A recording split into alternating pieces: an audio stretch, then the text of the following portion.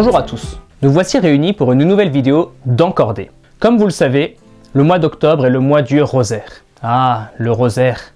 Que de choses nous pourrions dire à ce sujet. Combien d'âmes se sont sanctifiées par cette prière. Combien de cœurs endurcis se sont ouverts par elle.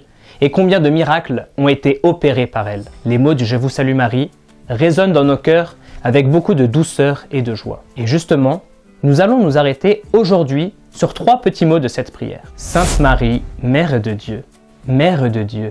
Ces mots, malheureusement, assez souvent, passent sur nos lèvres sans entrer dans nos cœurs. Et pourtant, Mère de Dieu, quelle catéchèse! Dieu, le Père éternel, a envoyé son Fils unique prendre chair d'une vierge pour racheter, par sa vie offerte, sa mort et sa résurrection, l'humanité captive du péché. Et Marie, en répondant généreusement à cet appel que Dieu lui adressait, est devenue véritablement la Mère de Dieu. Mère de Dieu, c'est toute l'histoire du salut qui est contenue dans ces mots. Mais la maternité divine de Marie ne s'arrête pas à cet instant absolument unique dans l'histoire de l'humanité qu'a été l'incarnation. Non, durant toute la vie cachée et publique de Jésus, Marie a été pleinement mère, en veillant sur Jésus avec une tendresse sans cesse renouvelée par sa délicatesse maternelle et en exhortant tous les hommes à se confier à lui. Au pied de la croix, encore une fois, Marie est pleinement mère, en offrant les mérites de son Fils et en donnant naissance à l'Église